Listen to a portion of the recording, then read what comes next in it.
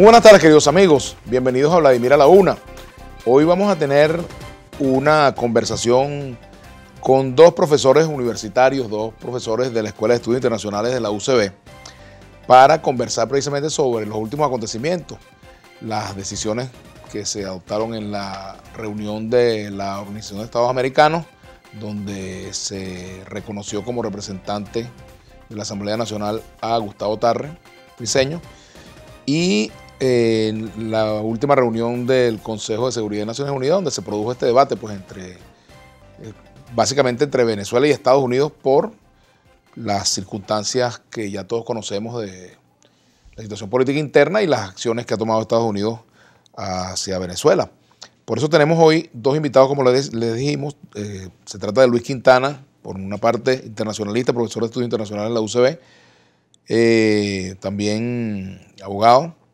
Y nos acompaña también Oscar Arnal, igualmente profesor de la Escuela de Estudios Internacionales de la UCB.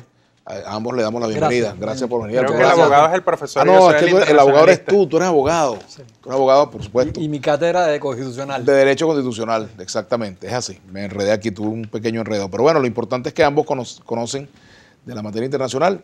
Y bueno, vamos a comenzar por el lado de Luis Quintana. Sobre esta decisión del Consejo, de la Asamblea General de la Organización de Estados Americanos, ¿hasta qué punto esa decisión es una decisión legal o apegada a los estatutos de la organización? Bueno, habría que hacer unas consideraciones de derecho y otras consideraciones políticas, ¿no? Pero si nos regimos estrictamente por lo que dice la Carta de la OEA, el Consejo Permanente, que es el órgano que toma la decisión, no tiene ninguna autoridad para decidir sobre la situación de la permanencia o no de un Estado miembro, y mucho menos para determinar quién es el representante de ese Estado miembro. El Consejo Permanente solamente puede actuar de conformidad con lo que establece explícitamente la Carta de la OEA, conforme también a los mandatos de la Asamblea General de Cancilleres de la OEA o de una reunión de consulta de cancilleres.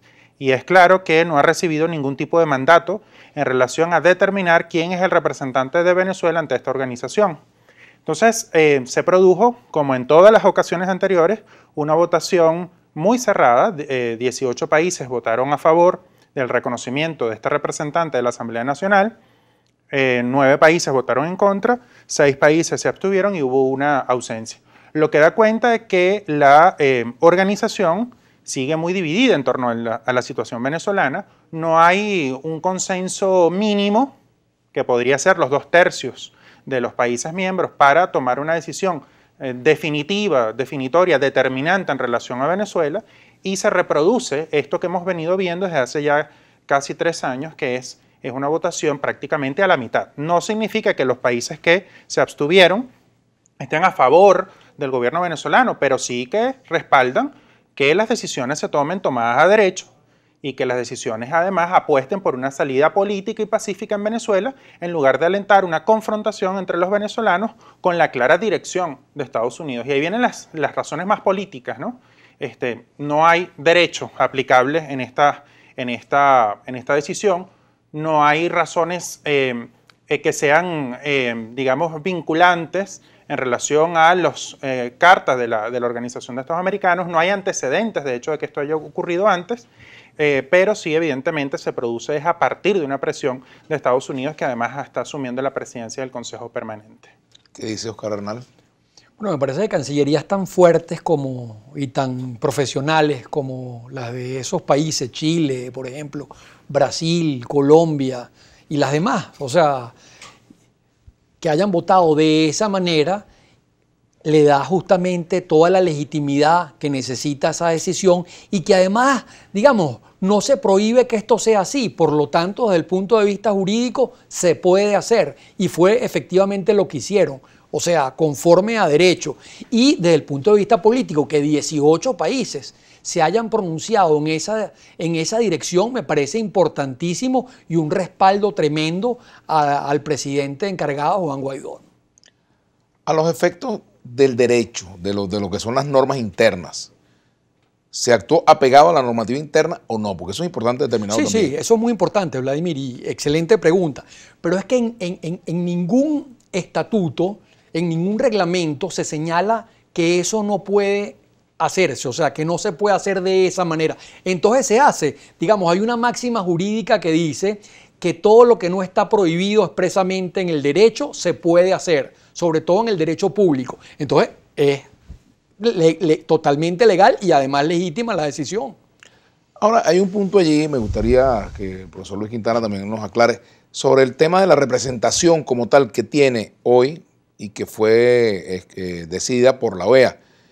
De acuerdo a lo que yo leí, se reconoce a Gustavo Tarre Briceño como representante de la Asamblea Nacional, mientras se realizan elecciones libres, etcétera, etcétera, de acuerdo a lo que señaló el comunicado de la OEA.